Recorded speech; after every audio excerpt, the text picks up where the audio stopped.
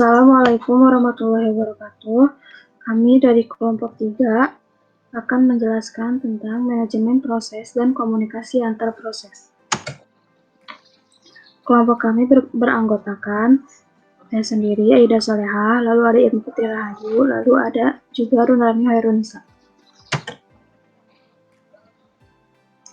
Manajemen proses.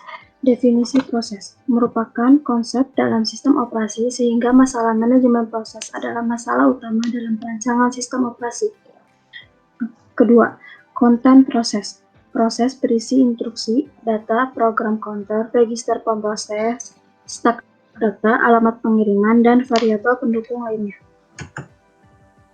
Status proses. Ini itu gambar keadaan proses. Ada baru atau new, ada siap atau ready, ada menunggu, waiting, ada berjalan running, terminasi atau terminate.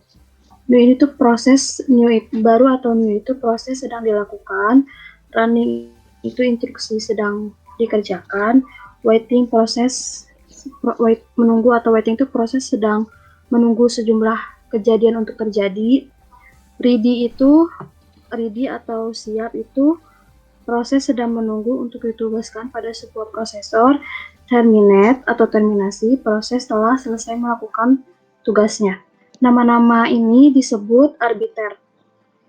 Istilah ini bervariasi di sepanjang sistem. Keempat, proses kontrol blok. Tiap proses digambarkan dalam sistem operasi oleh sebuah proses kontrol blok. Juga disebut sebuah kontrol blok. Sebuah PCB ditunjukkan dalam gambar 2. PCB berisikan banyak bagian dari informasi yang berhubungan dengan sebuah proses yang spesifik, termasuk ini, keadaan proses. Keadaan mungkin new, ready, running, waiting, halted, dan juga banyak lagi. Program counter mengindikasi address dari perintah selanjutnya untuk dijadikan proses ini. Lalu ada register. CPU register bervariasi dalam jumlah dan jenis tergantung pada rancangan komputer. Register tersebut termasuk akumulator, indeks register, stack pointer, general purpose register, ditambah kode information pada kondisi apapun. Informasi manajemen memori. Informasi ini dapat termasuk suatu informasi sebagai nilai dasar dan batas register. Lalu ada informasi pencatatan. Informasi ini termasuk jumlah dari CPU dan waktu real yang digunakan. Informasi status input-output. Informasi termasuk daftar dari perangkat input-output yang digunakan pada proses ini. PCB hanya berfungsi sebagai tempat menyimpan atau gudang untuk informasi apapun yang dapat bervariasi dari proses ke proses. Penjadwalan proses. Tujuan dari multiprogramming adalah untuk memiliki sejumlah proses yang berjalan pada sepanjang waktu untuk memaksimalkan penggunaan CPU.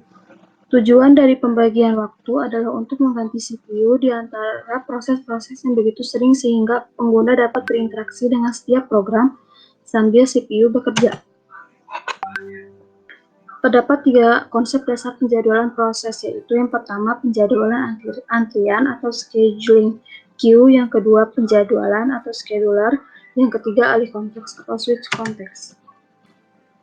Penjadwalan antrian. Ketika proses memasuki sistem, mereka diletakkan dalam antrian job. Antrian ini terdiri dari seluruh proses dalam sistem. Proses yang hidup pada memori utama dan siap dan menunggu untuk mengeksekusi disimpan pada sebuah daftar bernama ready queue. Antrian ini biasanya disimpan sebagai daftar penghubung.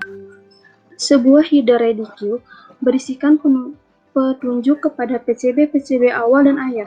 Setiap PCB memiliki pointer field yang menunjukkan proses selanjutnya dalam ready queue. Representasi umum untuk suatu diskusi mengenai penjadwalan proses adalah diagram antrian. Setiap kotak segi 4 menunjukkan sebuah antrian. 2 tipe antrian menunjukkan antrian yang siap dan suatu perangkat device queue. Lingkaran menunjukkan sumber-sumber yang melayani sistem.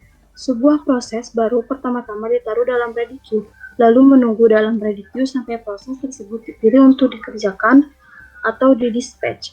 Begitu proses tersebut mengalokasikan CPU dan menjalankan atau mengeksekusi, satu dari beberapa kejadian dapat terjadi. Proses tersebut dapat mengeluarkan sebuah permintaan input-output, lalu ditempatkan dalam sebuah antrian input-output. Yang kedua ada penjadwal. Sistem operasi harus memilih untuk keperluan penjadwalan, memproses antrian-antrian ini dalam cara tertentu.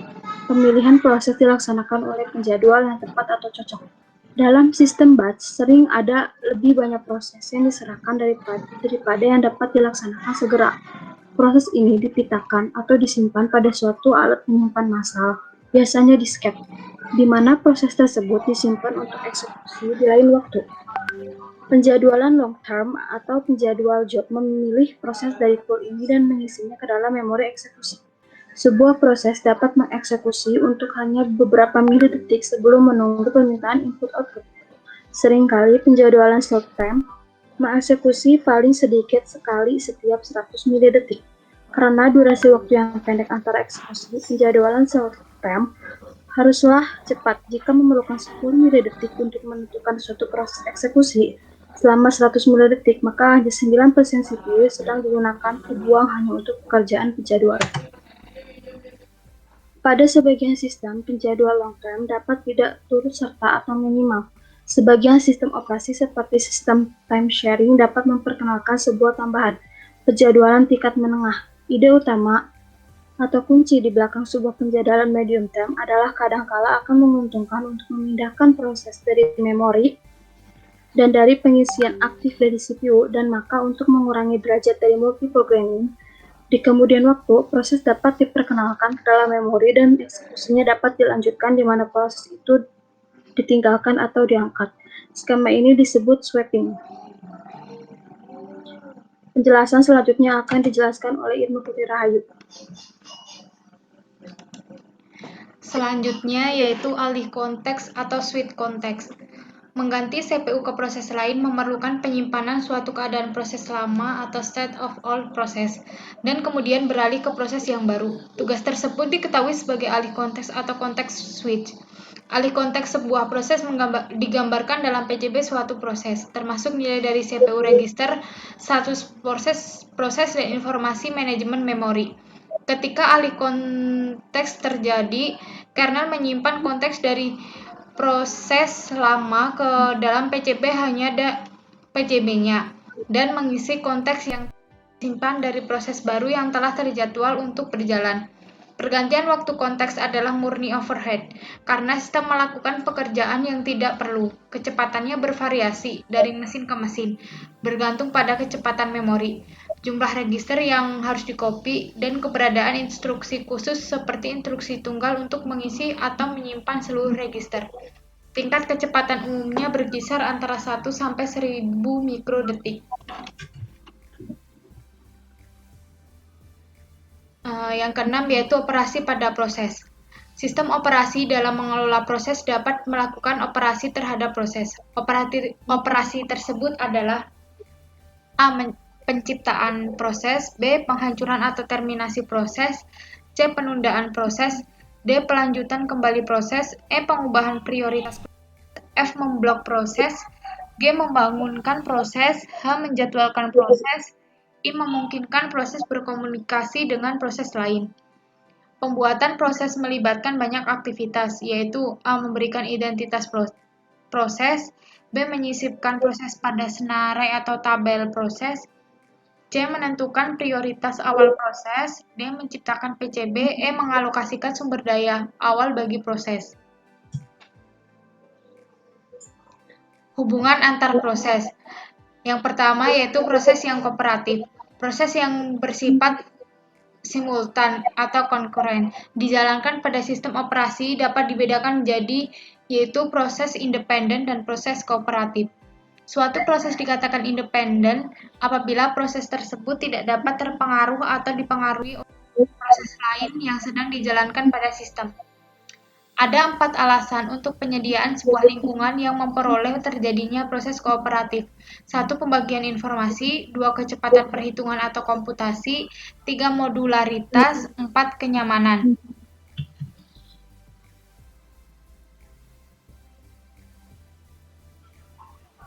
Yang kedua yaitu komunikasi proses dalam sistem.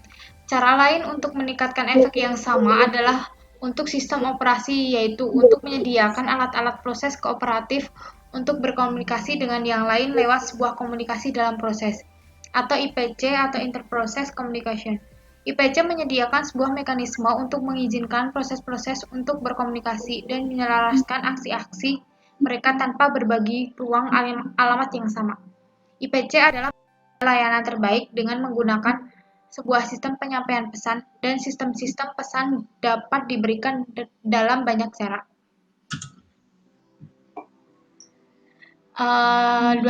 Satunya yaitu sistem penyampaian pesan. Fungsi dari sebuah sistem pesan adalah untuk memperbolehkan komunikasi satu dengan yang lain tanpa perlu menggunakan pembagian data. Sebuah fasilitas IPC menyediakan paling sedikit dua operasi, yaitu kirim pesan dan terima pesan. Berikut ini ada beberapa metode untuk mengimplementasikan sebuah jaringan dan operasi pengiriman atau penerimaan secara logika, yaitu komunikasi langsung atau tidak langsung, komunikasi secara simetris atau asimetris, buffer otomatis atau eksplisit, pengiriman berdasarkan salinan atau referensi, pesan berupa pasti dan variabel.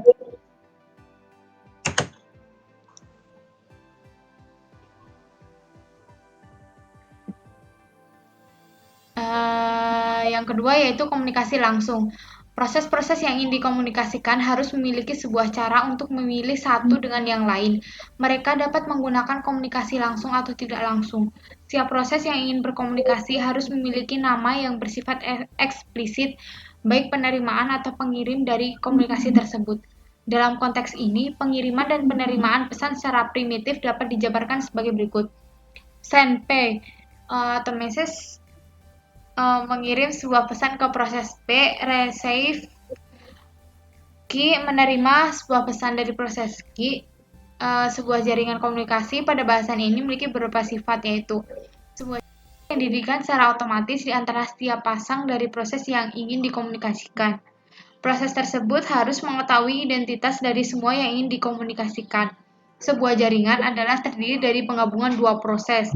Di antara setiap pesan dari proses terdapat tepat sebuah jaringan. Yang ketiga yaitu komunikasi tidak langsung. Dengan komunikasi tidak langsung, pesan akan dikirimkan pada dan diterima dari melalui mailbox atau kotak surat atau terminal-terminal. Sebuah mailbox dapat dilihat secara abstrak sebagai sebuah objek di dalam setiap pesan yang dapat ditempatkan dari proses dan dari setiap pesan yang bisa dipindahkan.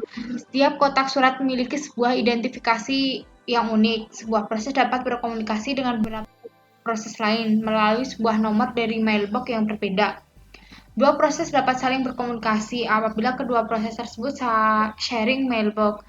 Pengirim dan penerima dapat dijabarkan sebagai yaitu send dan receive. Send itu mengirim pesan ke mailbox A, receive menerima pesan dari mailbox A. Dalam masalah ini, link komunikasi mempunyai sifat sebagai berikut, yaitu sebuah link dibangun di antara sepasang proses di mana kedua proses tersebut membagi mailbox.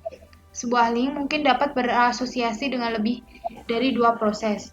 Di antara setiap pasang proses komunikasi, mungkin terdapat link yang berbeda, di mana setiap link berhubungan pada satu mailbox.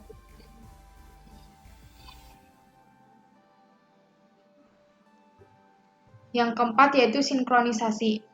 Komunikasi antara proses membutuhkan place by call untuk mengirim dan menerima data primitif. Terdapat rancangan yang berbeda-beda dalam implementasi setiap primitif. Pengiriman pesan mungkin dapat diblok atau tidak dapat diblok, juga dikenal dengan nama sinkron atau asinkron.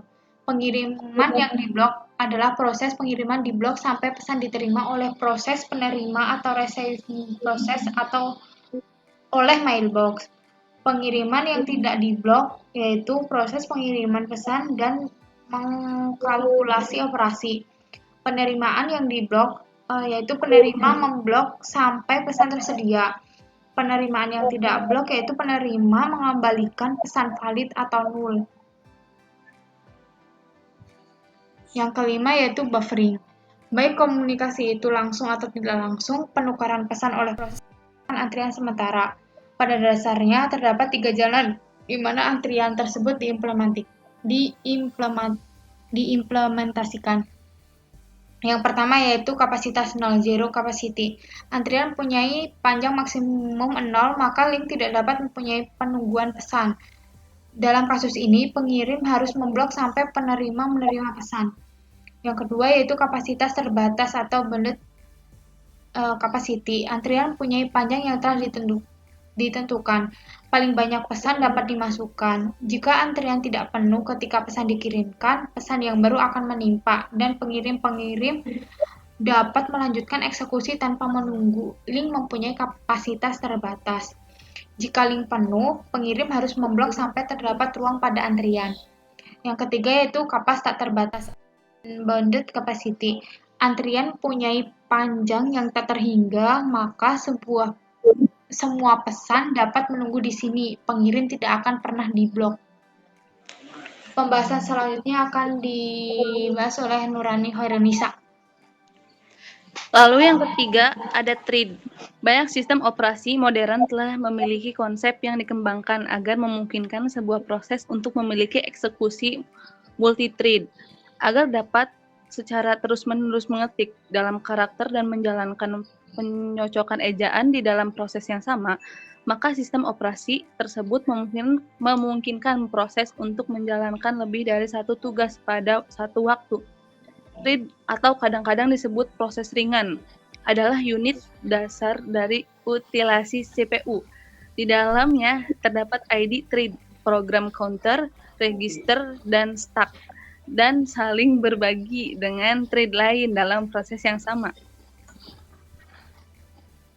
Lalu ada konsep dasar, thread saling berbagi bagian program, bagian data dari sumber daya sistem operasi dengan thread lain yang mengacu pada proses yang sama. Thread terdiri atas ID thread, program counter, himpunan register, dan stack. Dengan banyak kontrol thread, proses dapat melakukan lebih dari satu pekerjaan pada waktu yang sama.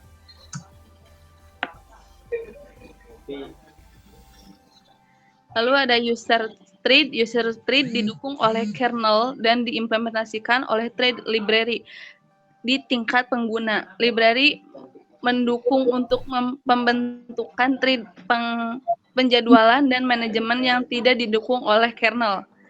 Itu ada contoh gambarnya. Lalu ada kernel thread. Karena manajemen thread telah dilakukan oleh sistem operasi, kernel thread biasanya lebih lambat untuk membuat dan mengelola daripada pengguna thread. Bagaimanapun, selama kernel mengelola thread, jika suatu thread diblok terhadap sistem pemanggilan, kernel dapat menjadwalkan thread yang lain dalam aplikasi untuk dieksekusi. Juga di dalam lingkungan multiprosesor, kernel dapat menjadwalkan thread dalam prosesor yang berbeda. Windows NT, Solaris, dan Digital Unix adalah sistem operasi yang mendukung kernel thread. Lalu keuntungannya, yang pertama ada tanggapan. Multithreading mengizinkan program untuk berjalan terus walaupun pada bagian program tersebut diblok atau sedang dalam keadaan menjalankan operasi yang lama atau panjang. Yang kedua, pembagian sumber daya. Secara default, thread membagi memori dan sumber daya dari proses.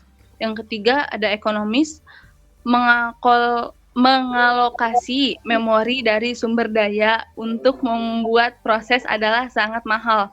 Alternatifnya, karena thread membagi sumber daya dari proses, ini lebih ekonomis untuk membuat threads. Yang keempat, pemberdayaan arsitektur multiprosesor. Keuntungannya dari multithreading dapat ditingkatkan dengan arsitektur multiprosesor di mana setiap thread dapat jalan secara paralel pada prosesor yang berbeda.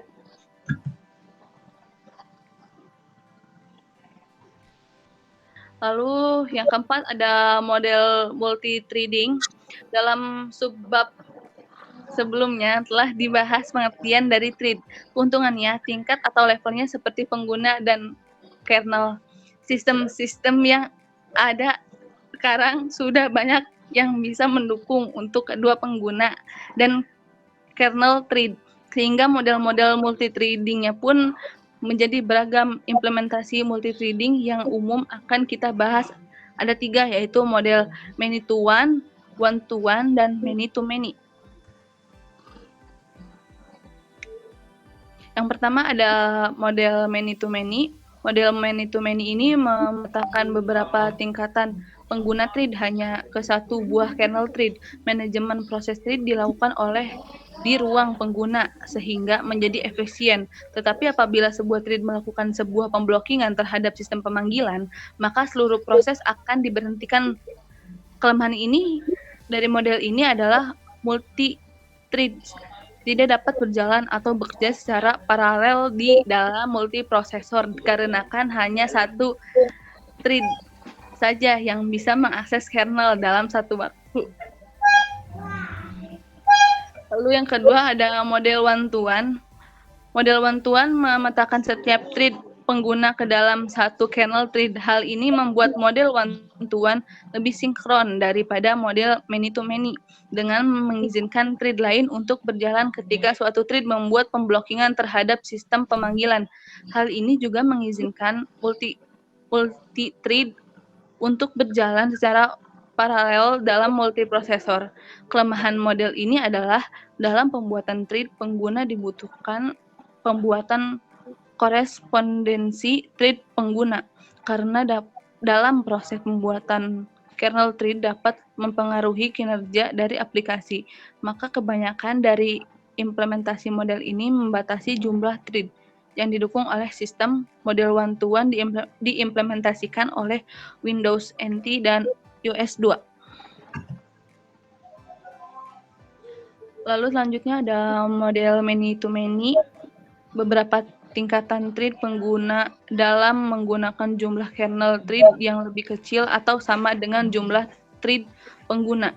Jumlah dari kernel thread dapat didefinisikan untuk beberapa aplikasi dan beberapa mesin. Suatu aplikasi dapat dialokasi lebih dari beberapa kernel thread dalam multiprosesor daripada dalam uniprosesor, di mana model many to one mengizinkan pengembang untuk membuat thread pengguna sebanyak mungkin.